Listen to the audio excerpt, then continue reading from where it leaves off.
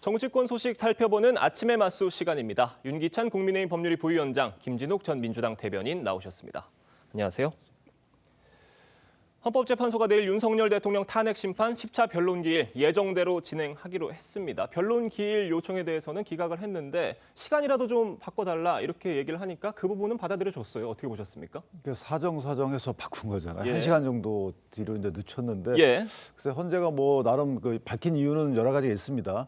주 4일 재판하기 때문에 어렵다. 그럼 일주일 연기하면 되는 거거든요. 네. 굳이 일주일을 연기 못할 이유가 뭔지에 대해서는 납득하기 어렵고, 그다음에 이제 조지호 증인에 대해서 구인영장 촉탁을 했기 때문에 어렵다. 이 부분도 미리 신청한 이틀 뒤에 결정이 났기 때문에 미리 했으면 그 부분도 크게 장애 사유가 아닌 것 같고, 예. 그다음에 이제 대통령, 그러니까 피청구인 측에서 신청한 증인 신문이기 때문에 좀 허락할 수 없다라는 말씀인데 그것도 좀 납득이 좀 안 되는 부분이 있죠. 물론 평의 과정에서 여러 가지 의견이 나오셨겠지만 어쨌든 형사 재판과 비교해 보면 예. 상당히 박하다라는 인상이 들고, 피청구인 측에서 일부러 뒤늦게 잡힌 이유를 들어서 한 부분이 아니잖아요. 예. 이미 이제 이 기일들이 미리 잡혔던 부분인데도 불구하고 좀 아쉽다는 생각은 듭니다. 그러니까 변론기일을 예정대로 진행한다고 얘기를 한 것을 두고 여러 가지 해석들이 나오는데 헌법재판소가 탄핵 심리 진행을 더는 미루지 않겠다는 의지만큼은 분명해 보인다는 이런 분석들이 있어요.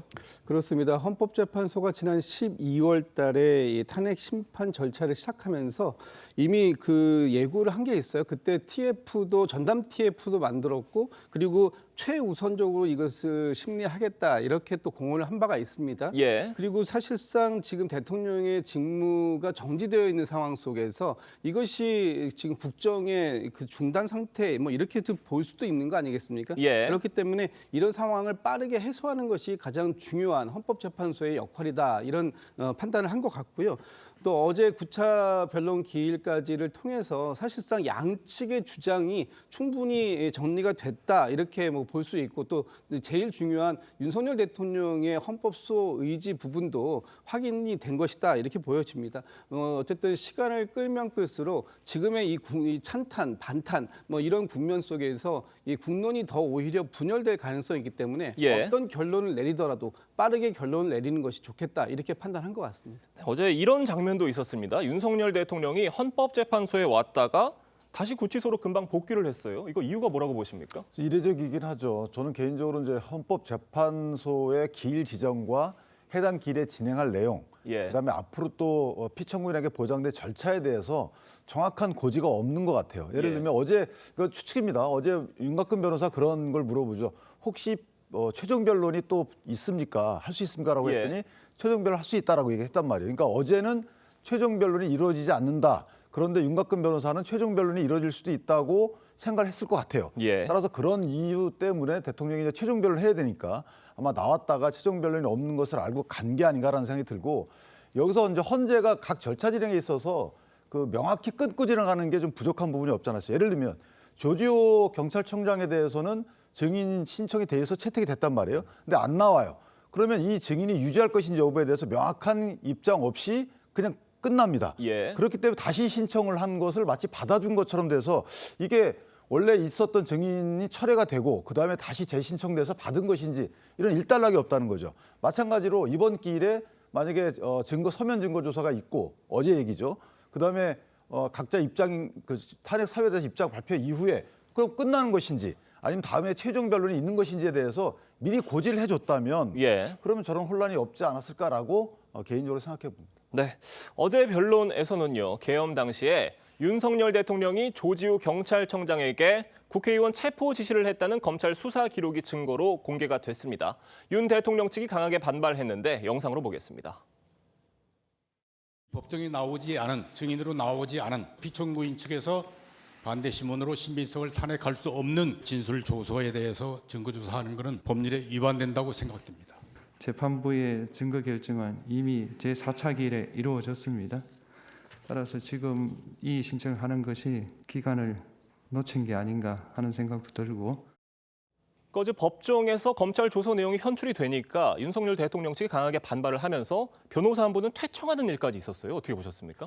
그 정영식 전 그 재판관께서 지난 7차 변론 때 이 헌법재판소법 제40조 1항에 따라서 이 탄핵 심판은 심판은 증거 능력 기준을 완화해서 적용할 수 있다 이렇게 이미 고지를 했고요. 지금 어제 이제 그 퇴정하신 분이 조대현 변호사 아닙니까? 조대현 예. 변호사 같은 경우에는 헌법재판관을 역임하신 분이기 때문에 헌법재판소의 이 소송 지휘권을 인정하지 않는 듯한 저런 모습은 좀 아쉬운 부분이 있다 이런 말씀을 좀 드리고 싶고 예. 헌법재판소에서 지금 진행하는 모든 과정들은 문영배 그 대행의 혼자의 단독적인 결단이 아니라 모든 재판관들의 평의를 통해서 결정되고 있다라는 부분이 이 부분조차도 아마 조대현 그 변호사께서는 잘 알고 계실 텐데 예. 이런 부분들에 대해서 헌법재판소의 권위를 인정하는 모습이 보이지 않는 부분에 대해서는 좀 매우 아쉽다 이런 말씀 좀 드리고 싶습니다. 진술 조서의 증거 능력을 놓고도 또다시 공방이 벌어졌는데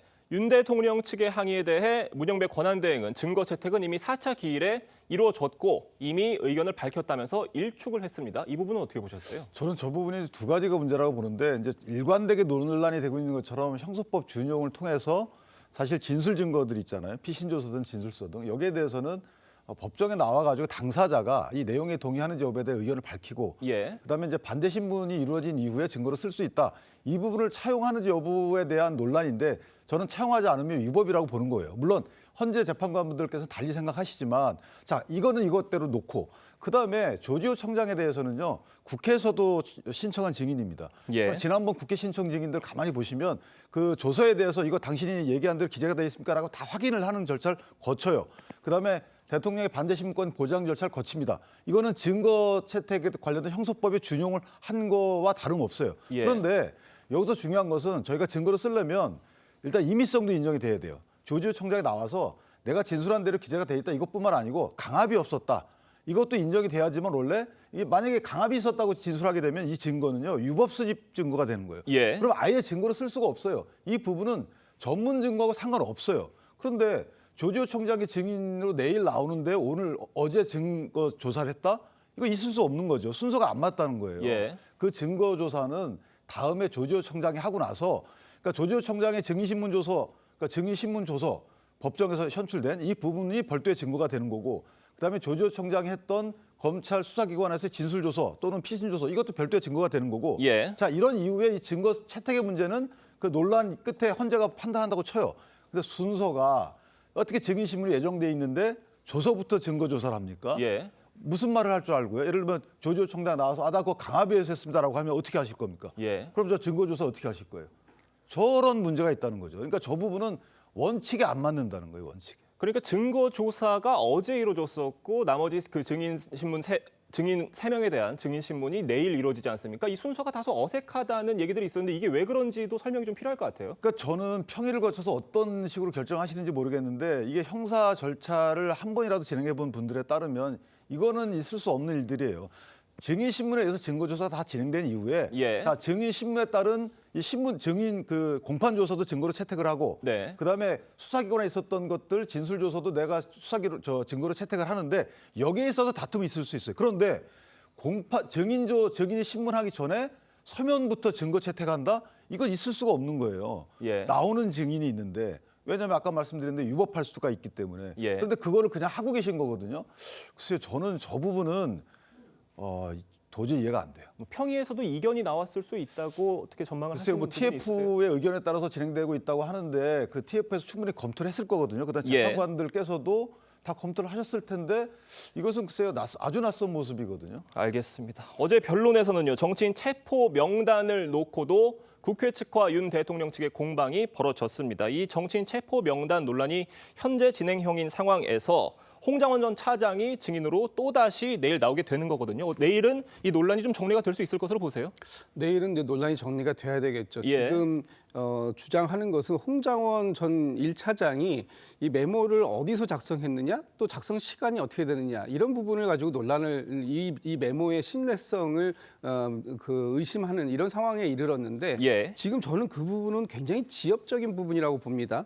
일단 윤석열 대통령과 홍장원 1차장의 통화가 있었고 그 이후로 홍장원 1차장과 여인영 방첩사령관의 전화 통화가 있었고 그리고 여인영 방첩사령관으로부터 이 명단이 불려지고 그 명단에 대한 어떤 이 검거 협조 요청이 있었다라는 부분이 사실 본질이기 때문에 예. 이 본질에서 나왔던 명단들 이런 것들이 조지호 경찰청장이라든지 아니면은 이 방첩사에서 체포조로 활동하던 사람들이 갖고 있었던 명단의 일치성이라든지 이런 부분들이 충분히 지금 나와 있는 상황, 증거로 나와 있는 상황이기 때문에 예. 이 과연 홍장원 1차장이 어디에서 이것을 받아 적었느냐 그리고 받아 적은 메모가 어느 정도의 신뢰성을 갖고 있느냐 하는 부분에 있어서는 그렇게 크게 이 그 증거 능력에 있어서 신뢰성에 있어서 좌우될 것은 아니다. 그래서 그 부분에 대해서도 헌법재판관들께서 내일 충분히 판단을 하실 것이다. 이렇게 기대하고 있습니다. 네, 내일 마지막 변론 기일에는요. 윤 대통령 측이 신청한 증인인 한덕수 총리가 출석을 합니다.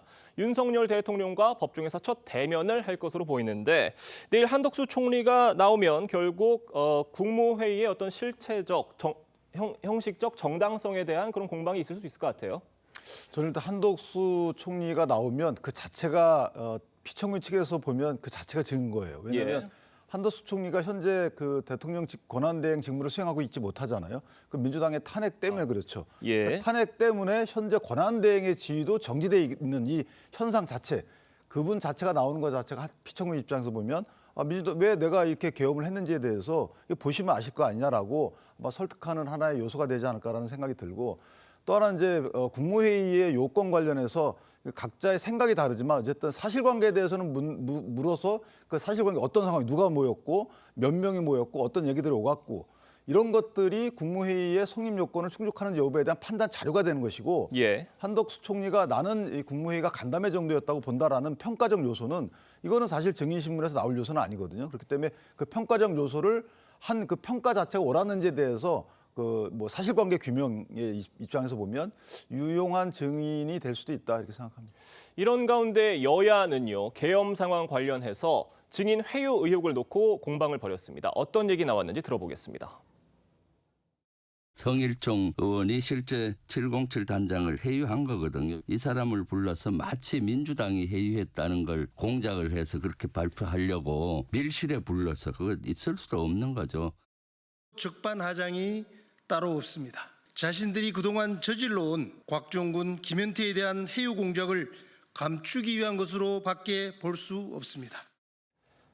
그러니까 민주당이 곽종근 전 사령관을 회유했다는 주장이 있는 거고요. 또 국민의힘이 김현태 단장을 회유했다. 이 주장들이 지금 맞서고 있는 상황입니다. 어떻게 보세요? 12월 10일 날 김병주 의원하고 박범계 의원이 곽정근 사령관과 김현태 이 두 사람과 함께 있었던 장면 이런 것들이 이 회의의 증거다. 그 자리에서 무슨 그 얘기가 있지 않았느냐 이렇게 얘기를 하는데 김현태 특임단장이 지난번 헌법재판소에 나와서 증언할 때 이 예. 회유가 없었다라는 취지의 진술을 합니다. 그런 이후에 성일종 그 여당 의원께서 김현태 단장을 별도로 따로 만나요. 그 이후에 이 김현태 특임단장의 이 진술이 계속해서 번복되고 있는 이런 모습들 오히려 지금 이 민주당의 의원들에 의해서 그 곽종근 사령관의 진술이 회유당했다가 아니라 곽종근 사령관의 진술만큼 일관성을 유지하고 있지 못한 이 김현태 특임단장의 진술이 회유됐을 가능성이 있다라고 보여지고 예. 당시에 조태용 국정원장과 성일종 의원은 12월 3일 날 비상계엄이 있던 날까지도 이 통화를 하지 않았습니까? 이런 부분들에 대해서는 문제가 없는 것인지 다시 한번 돌아볼 필요가 있다라고 봅니다. 네, 저희가 다음 소식으로 넘어가 보겠습니다. 주 52시간제 예외 규정을 둘러싼 이견으로 반도체 특별법 합의가 결국 불발됐습니다. 이를 두고 여야가 책임 공방을 벌이고 있는데 직접 들어보겠습니다. 요즘 이재명 대표가 애추고 있는 친기업인이 성장은 거짓말입니다. 조기 대선을 겨냥해 표를 얻기 위한 기회주의적인 술책일 뿐입니다. 국민의힘 목리 때문에 반도체법을 처리하지 못해 반도체 산업 경쟁력이 악화된다면 그것은 오롯이 국민의힘 책임입니다. 지금 업계에서는 이 52시간제 예외 적용이 정말 절실하다는 목소리가 나온다는 분석들도 있는데 정치권이 해법을 제시하지 못하고 있는 상황으로 가고 있는 것 같아요. 어떻게 보십니까? 그 업계에서는 이제 절실하다라고 얘기를 하고 있었고 정치권도 거기에 합의에 도달했었죠, 사실 네. 거의. 그러니까 반도체 특별법이 갖는 내용적 의미는 뭐냐면 지원이잖아요. 국고 지원이 좀 있는 거고 그다음에 52시간 이 주 52시간 단위로 하는 부분을 좀 열어주자. 이 두 가지가 핵심적인 내용이었고 지원에 대해서는 여야가 사실 이견이 없었어요. 예. 그다음에 조세적 그 특례 세액공제하는 부분도 그건 이미 통과가 된 부분이고 소위에서 그러니까 결국은 52시간 때문에 여태까지 이게 처리가 안 됐던 거고 네. 이 52시간에 대해서 이재명 대표께서 전향적 입장을 밝히면서 이게 처리가 거의 될 거라고 국민적 기대가 있었던 거거든요. 그다음에 그 이재명 대표의 말씀 바뀌는 걸 보더라도 처음에는 전폭적으로 처리하자라고 했다가 그다음에는 1억 5천만 원 이상의 고연봉자를 상대로 해서 합의가 있는 경우에 하자 이렇게 약간 후퇴하셨다가 예. 지금 또 안 하겠다는 거거든요. 그러니까 결국은 뭐냐면 여당의 목리가 아니고 야당의 목리로 봐야 되는 게 분명하죠. 그래서 이 부분은 근로기준법 개정으로 전면적으로 논의를 옮겨가기에는 부담스럽죠, 사실은. 그렇기 때문에 이 부분은 좀 야당이 협의를 해주시는 게 맞다. 애당초의 자세로 돌아가서 이렇게 생각합니다. 그러니까 앞서서 생각을 해보면 이재명 대표가 일 더하게 해달라고 하는데 뭐 할 말이 없는 것 같다 이렇게 얘기를 하면서 전향적 입장을 밝혔다가 다시 번복하는 입장을 보이면서 결국에는 일각에서는 여당에 공세 빌미를 준 게 아니냐 이런 지적도 나오는 것 같아요. 그렇지 않습니다. 지금 민주당에서 이재명 대표, 특히 이재명 대표는 총 노동 시간이 늘어나지 않는 범위 내에서의 유연성 필요하다라는 부분에 대해서는 공감을 한 것이고